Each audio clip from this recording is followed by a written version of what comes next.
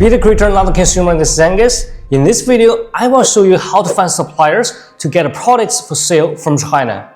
Finding reliable suppliers is easier than you might think.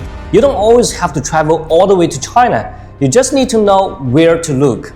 When it comes to finding suppliers, it really depends on your business model. For example, if you're dropshipping, you will need dropship suppliers. And if you're selling private label or your own branded products, you will want to look for factories or manufacturers. And if you're selling other people's products, you will need wholesaler suppliers. Each of these supplier types operates differently, so it's important to know what you're looking for. And your budget also plays a big role in choosing the right supplier. If you have less than $500 to spend, your options are mostly limited to work with dropship wholesalers. And with a budget of $500 to $3,000, sourcing from China could be a very good option. And if you have more than $3,000 to invest, I highly recommend you to private labeling your own branded products. In my opinion, private labeling is the best route because it gives you a full control over your brand and your product. You own it and no one else can sell under your name. When sourcing products from China, your risk tolerance matters. Some suppliers require you to buy over 1,000 units upfront, while others let you buy in smaller quantities, even as little as 1 unit. Where you decide to source your product depends on the type and nature of the product you are selling. For example, if the product you are selling is particularly complex, you might prefer to source it from your country rather than China. And if there are high tariffs or significant customs duties involved, sourcing locally might also make more sense. Another factor to consider is the weight of your item. If it's very heavy or expensive to ship, that can significantly influence your sourcing decisions. A very good example is that one of my US customers planning to buy a stainless steel structured cabin. It turns out the shipping cost with duty and tariff is much higher than the product cost itself. The customer had to change his mind to buy from US locally. Sourcing from China is not always going to be much cheaper, but in general, this is true because the cost of labor in China is lower. And China has been the world factory for a long time. For example, products that require a lot of labor, like clothing or items involving woodworking, sewing, stitching, assembly, or packaging, are often less expensive to produce in China. However, it's crucial to understand that not everything is cheaper when sourced from China. So it's essential to evaluate these factors carefully to determine what's best for your business. When you are choosing where to source your products, it's also important to keep some potential drawbacks in mind. For instance, if you source from a Chinese supplier, you will likely encounter a language barrier. While many suppliers today have someone who can speak and write English, cultural difference can still be challenging. That's something you will need to understand and adapt to. You will also need to account for import duties on your goods when calculating the true and final landed cost of your products. On top of that, shipping costs can be significant.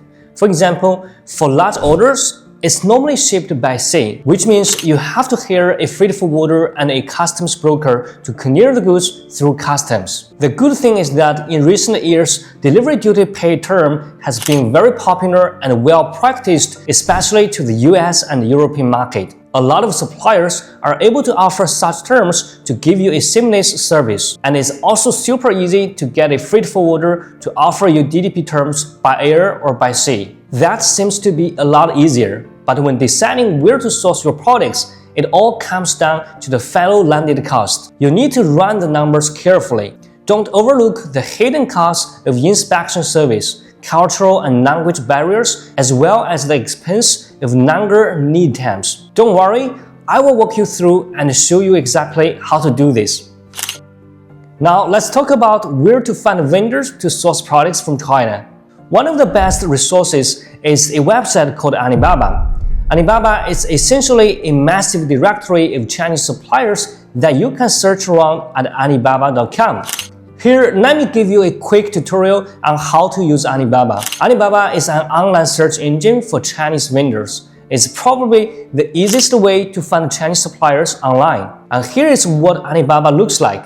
All you need to do is type in what you are searching for. For example, if you're looking for thermal bottles, Just tap it into the search bar. Alibaba then shows a list of vendors selling thermal bottles, along with the rough prices and the minimum order quantities. One thing I recommend is filtering your search by selecting trade assurance and verified suppliers. Verified suppliers are vetted by third-party inspectors sent by Alibaba, so you know they've been checked. And trade assurance is service Alibaba offers that works like an escrow system. You send a payment to Alibaba, but it will be held in Alibaba, and they will only release it once the products are delivered. These systems helps ensure you don't get scammed. Once you click these two filters, Alibaba will display a list of suppliers you can contact directly through their platform, and you will also see rough price estimates for the products and their MOQs.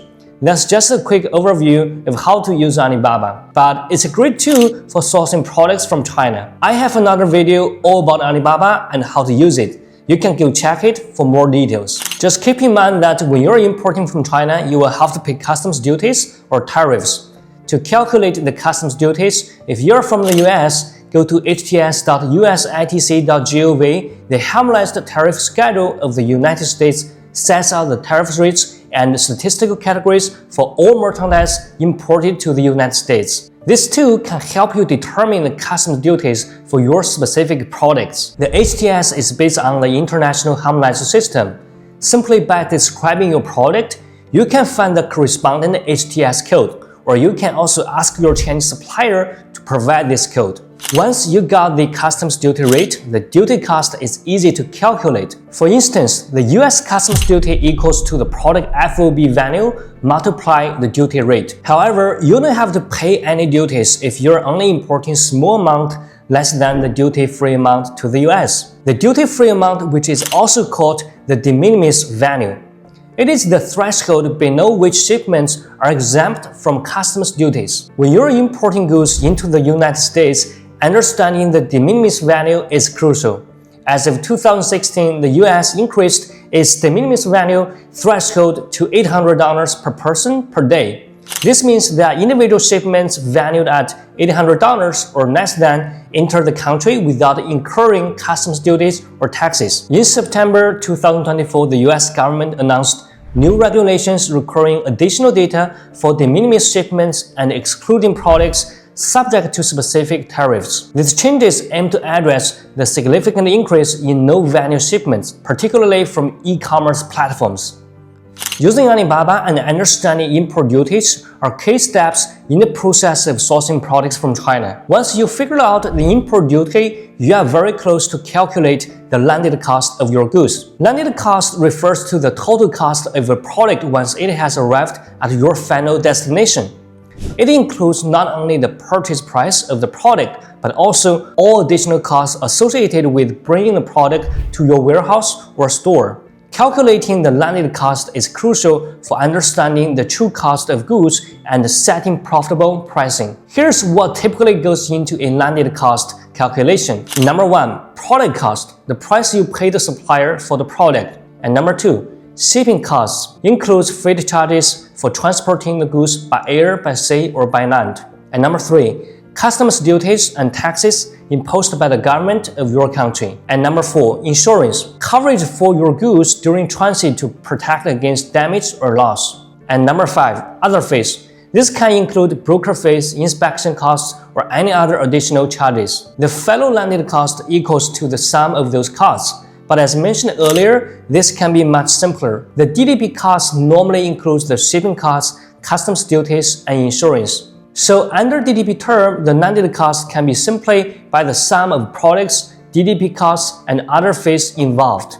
Once you have a clear understanding of the fellow landed cost, it becomes much easier to determine whether importing from China is a worthwhile option or not. That's a quick overview of where to source products, whether you are sourcing from Asia, the United States, or even your home country. Each option has its benefits, so it's about finding what works best for your business needs. Drop us a comment below with your thoughts or any questions you have about buying from China. I will be happy to talk with you. If you found this video helpful, like this video and subscribe to my channel and turn on the notifications. We've got many more content like this about product sourcing from China every week. Thanks for watching and see you next time.